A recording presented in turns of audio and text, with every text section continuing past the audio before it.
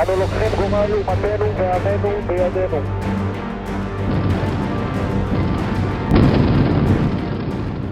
Israel और Hamas के बीच खूनी जंग जारी है। हजारों मासूम लोगों को मौत के घाट उतारा जा चुका है। घायलों से अस्पताल खचाखच भरे हुए हैं। माना यही जाता है कि अस्पतालों में किसी घायल को ले जाया जाए तो वो ठीक होकर ही लौटेगा, लेकिन WHO यानी विश्व स्वास्थ्य संगठन ने 19 नवंबर को गाजा के सबसे बड़े अस्पताल को डेथ जोन घोषित कर दिया है। ऐसे में गाजा के लोगों की मुश्किलें और भी ज्यादा बढ़ती हुई दिखाई दे रही हैं। रिपोर्ट्स के मुताबिक इजराइल की सेना का कहना है कि वे हमास का नामो निशान मिटाने की कोशिश में जुटे हुए हैं। बहरहाल WHO ने गाजा के सबसे बड़े अस्पताल अल शिफा को डेथ जोन घोषित करने के पीछे का कारण भी बताया। अस्पताल बना डेथ जोन।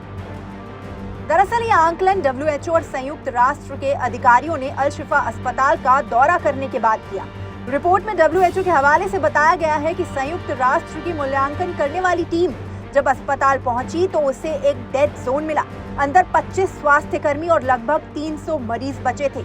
WHO ने बताया कि संस्था ने मरीजों के साथ साथ उनके परिजनों और अस्पताल के कर्मचारियों को बाहर निकालने के लिए तत्काल योजना बनानी शुरू कर दी थी। मंजर और भी डरावना है। दूर बैठे लोग शायद इसका अंदाजा भी नहीं लगा सकते। WHO ने बताया कि अस्पताल में रीढ़ की हड्डी में गंभीर चोट वाले 29 मरीज मेडिकल हेल्प के बिना चल फिर भी नहीं सकते। कई तो ऐसे हैं जिन्हें संक्रमित घाव हो चुके हैं क्योंकि उन्हें एंटीबायोटिक दवाएं नहीं मिल पा रही हैं।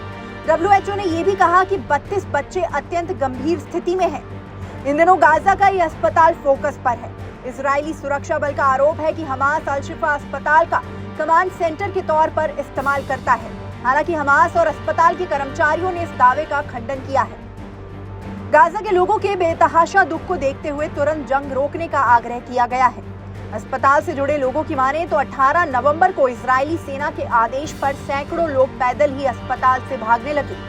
बीमार लोग, विकलांग और घायलों के साथ साथ स्वास्थ्य कर्मियों को जान बचाने के लिए समुद्र के पास जाते हुए देखा गया ताकि वे जैसे तैसे अस्पताल के परिसर पर हुए जानलेवा हमले से बच सके।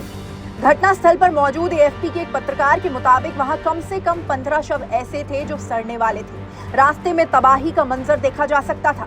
क्षतिग्रस्त हुई इमारतें और दुकानों को देखा जा सकता था। सड़कों पर पलटे हुए वाहन दिख रहे थे।